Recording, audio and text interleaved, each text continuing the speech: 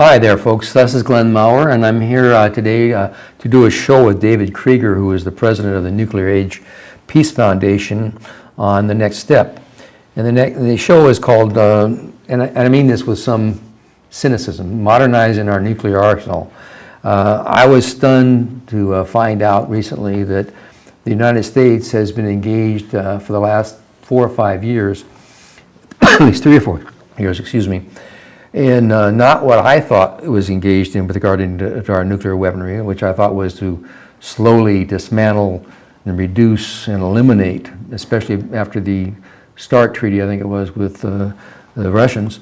But in fact, simultaneously to that, we are undertaking to expend up to $1 trillion over the next 20 or so years to refurbish and make more effective our existing nuclear armaments without eliminating them at all.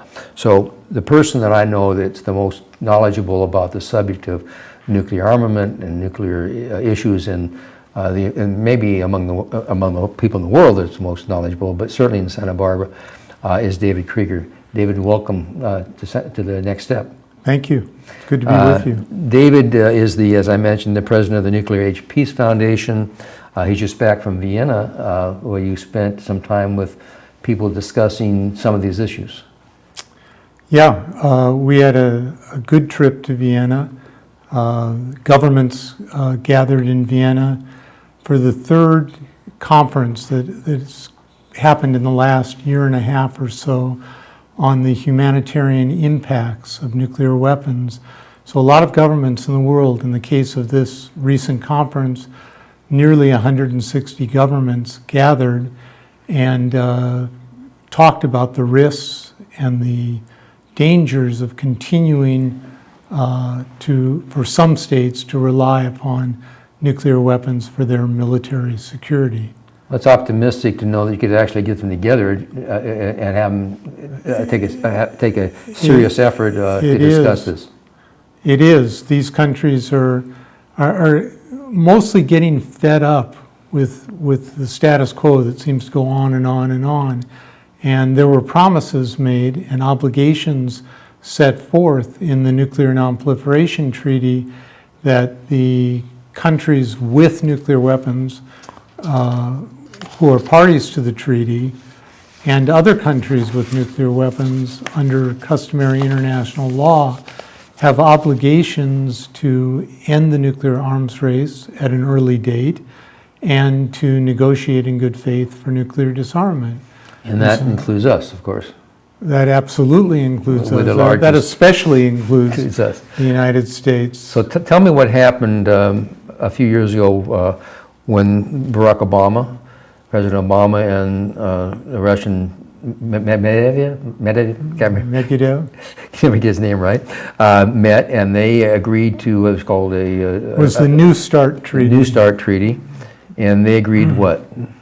They agreed that they would reduce the size of the deployed nuclear arsenals on each side to 1,550 nuclear weapons each, and they've been moving slowly toward that goal. That didn't provide for what they had to do with the weapons that were not deployed, and it didn't. There were some limits placed on missiles. I think 700 deployed missiles was the limit in that treaty, but they're moving towards that. And I should say, overall, since the mid-1980s, when nuclear weapons reached their highest point in the world at about 70,000 nuclear weapons, if you can imagine it's not possible. The insanity. I mean, there aren't close to that many targets that they could possibly use them, but they were up to 70,000 nuclear weapons in the world in their madness, and now today we've reduced them considerably to slightly over 16,000 nuclear weapons, but 16,000 is still an insane number of nuclear weapons. In fact, but this idea, because perhaps I just haven't paid attention before, but when you said deployed weapons versus weapons that are in your arsenal. Is that what we're talking about? Well, deployed or in the arsenal as well, but it's not the total arsenal. It's only the ones that are on active alert engagement. I mean, we still have in the United States and Russia each about just under 1,000 nuclear weapons each that are on high alert, ready to be fired in a matter of moments from getting an order. And these, when you say are these individual missiles or delivery systems, or are these warheads? Yeah, no, they're delivery systems with warheads. Multiple warheads sometimes? Yeah, possibly multiple warheads. I think the multiple warheads now are primarily on the submarine-launched ballistic missiles. So, But I should say, in relation to that there's no good reason that we still have intercontinental ballistic missiles on land. They're just attractive targets, and with a mentality of use them or lose them in a time of tension. and some of them are in places that are subject to possible political change, and could fall in the hands. I mean, I know there was some concern at one moment, just digressing a bit on the show, but there was concern at a moment that the Ukraine, when the Ukraine had this revolution go east versus west or whatever, part of the Russian military interest in holding on to the Crimea was because they had potential nuclear weaponry down there. At least that was rumored. Actually, when the Soviet Union broke apart, Ukraine would have ended up as the third largest nuclear power in the world had it kept its nuclear weapons. It had about 1,900 nuclear weapons at the time of the breakup. And through negotiations, Ukraine, Kazakhstan, and Belarus ended up turning over their nuclear weapons to Russia, to the former Soviet Union, yeah. And those were to be dismantled, and as far as I know, were dismantled at that time. Well, my point, I mean, I think your point, my point, your point, and my point on your point was that land-based fixed installations are locked into the location, and if that borders change or the politics of that area change, the people who will end up occupying that land in the future, the successful, might not be as responsible about the use of that weaponry. That's one point, but another point that's really important to understand is that because they're fixed, they're set targets, and so the other side targets those missiles as targets. They can't do that with submarines. Right. They can't do that with bombers that are in the air very well. But with intercontinental ballistic missiles, they can target them, and there's an incentive almost to take them out before they fire them and take out your cities. Yeah. So the point, getting back here now, so we have this agreement with the two presidents, which in fact Barack Obama gets a Nobel Peace Prize, at least in part for his participation in this. I think he got the Nobel Peace Prize as a matter of wishful thinking after his his 2009 speech in Prague, where he said America seeks the peace and security of a world without nuclear weapons. Right. But you've got to remember right after that he said, but I'm not naive and it's not likely to happen in my lifetime. Right. So, at least the naive people like myself, I had this idea that we were on a downward path, that we were actually de-escalating in the nuclear arena, and that it was actually I realize it's not going to happen in a year or 5 years, but we were actually taking some serious walk away from reliance upon nuclear weaponry. And I guess in my imagination was that means that some of this old-fashioned weaponry we have that was outdated and outmoded and not really that useful would be either dismantled or stockpiled or taken out of the game. But I find out that as one of the things that happened after these agreements about the reduction was a quid pro quo through Congress, as I understand it, where the United States, the President agreed with Congress that we would refurbish our existing arsenal and build new infrastructure, new factories, and new delivery systems. That's right. To get the votes that the President needed through the Senate, he had to agree to take numerous steps to modernize the U.S. nuclear arsenal. So the President was seeking votes to pass his New START agreement with the Russian Federation, and the Senate was negotiating with the President to modernize the U.S. nuclear arsenal.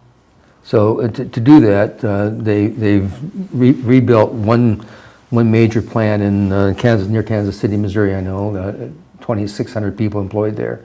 And this factory takes existing weapons, examines them, and do they quote unquote improve them, or do they make them safer, if that's not an oxymoron? Do they do, what is the job of these refurbishing plants? Well, they talk about making them safer, making them more secure, and making them more reliable.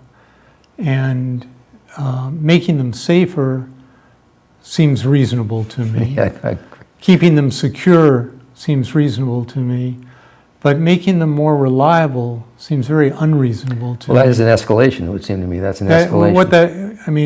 What they're saying in terms of making them more reliable is that the deterrent is going to work better if they're modernized, if they're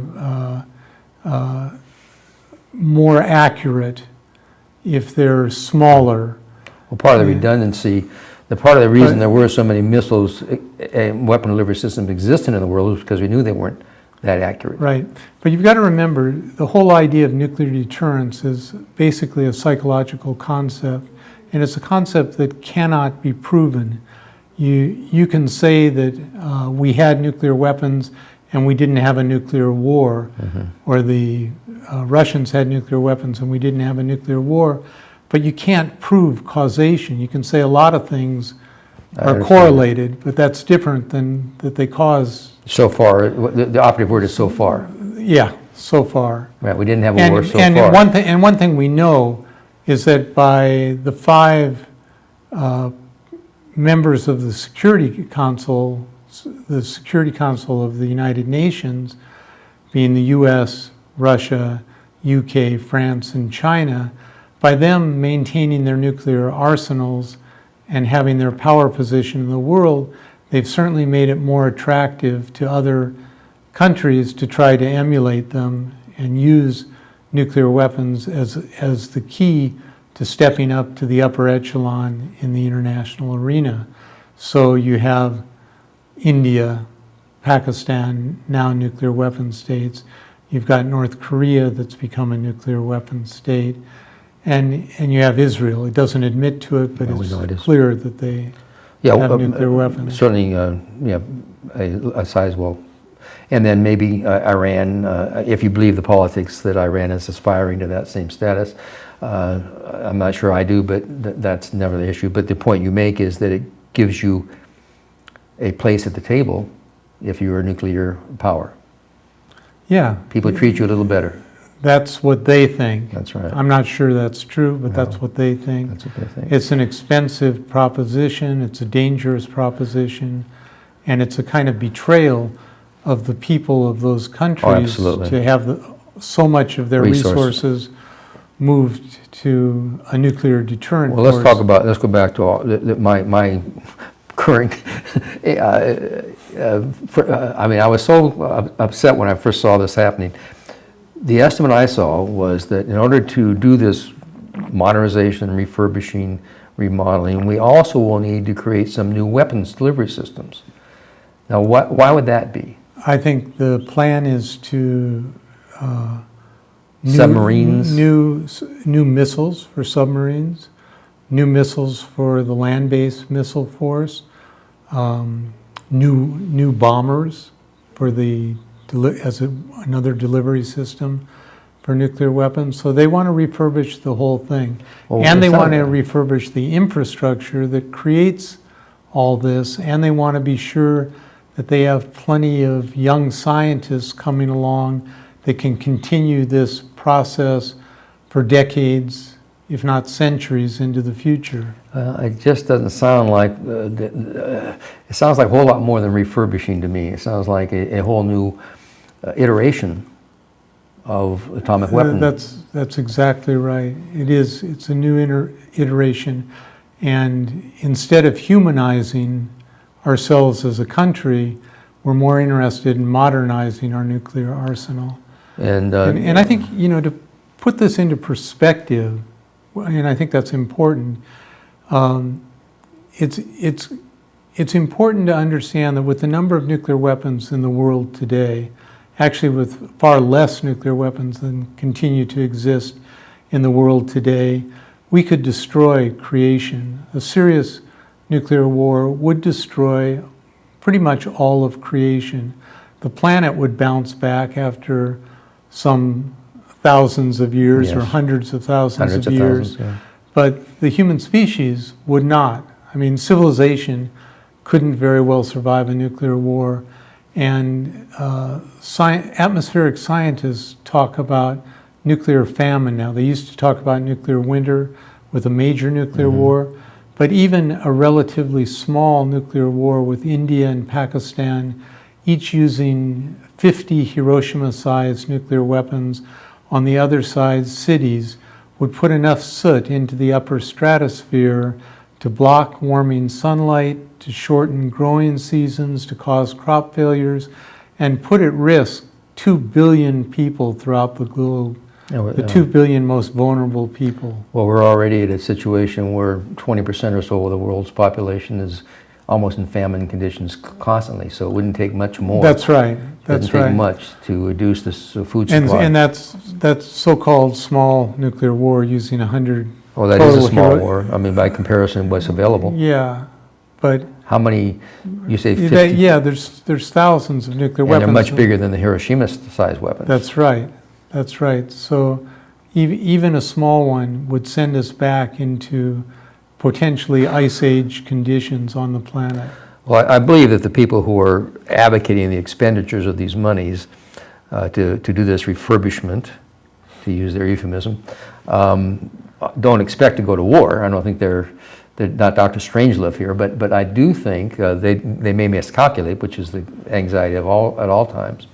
Nuclear weapons and human fallibility are not a good mix. That's true. So no matter what these brilliant senators and congressmen or military leaders, less the military leaders than our brilliant politicians, regardless of what they think, human fallibility, if not malintentions, are with us all the time. Right. Well, I think the point I was trying to get to, though, is that if they don't really want to have a war and expect to have a war, the best thing that can be said about their motive is that it's pork, it's corruption, it's a kind of a way of buying political favor in their communities by having factories and employment in the defense industry, which is one of the few industries that the United States still keeps to itself. right. That's the best that can be said. That's for the them. best that can be said for it. And we're talking about the expenditure of $1 trillion by estimates for these various new weapon systems and new factories in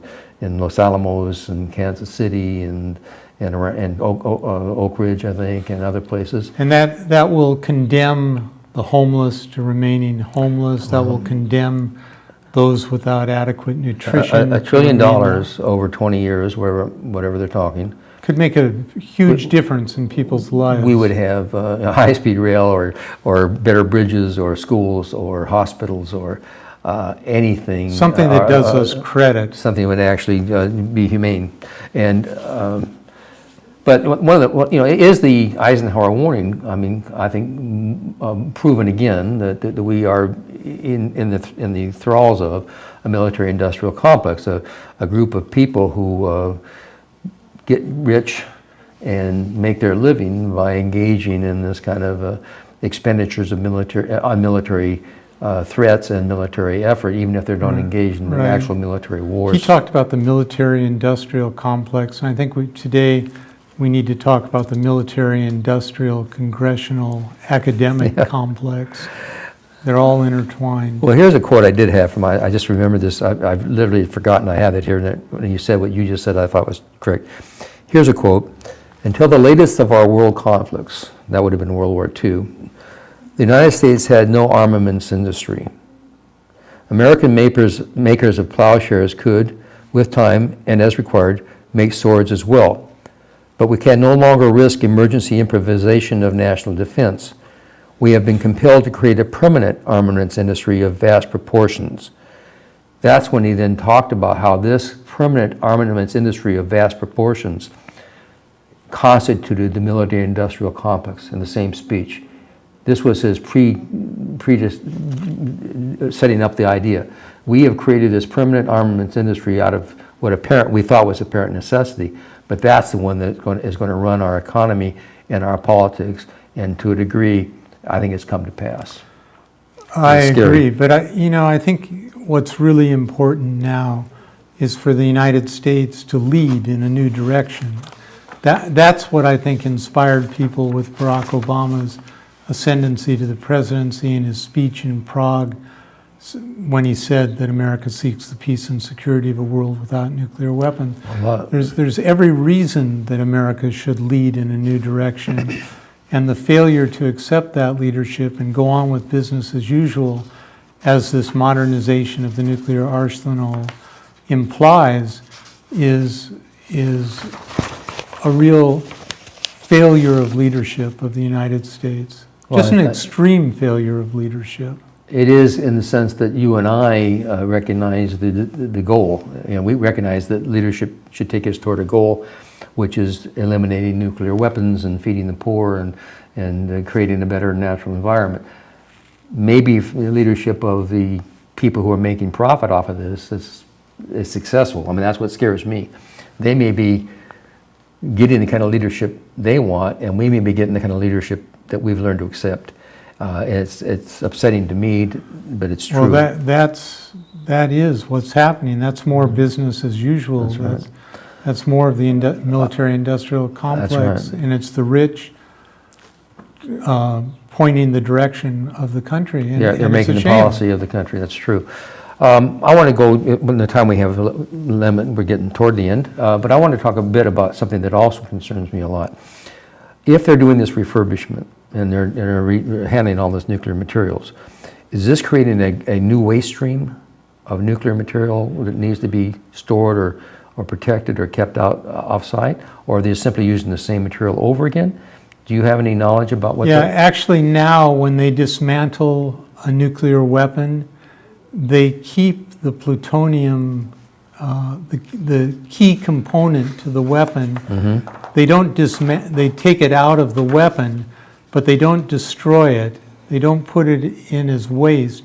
They put it on the shelf so they can reuse it if they decide to at a later time. Mm-hmm. That's my understanding. So they have a repository for weapons-grade nuclear material. Not just weapons-grade nuclear materials, but the actual cores of nuclear weapons that can be reinserted into nuclear weapons.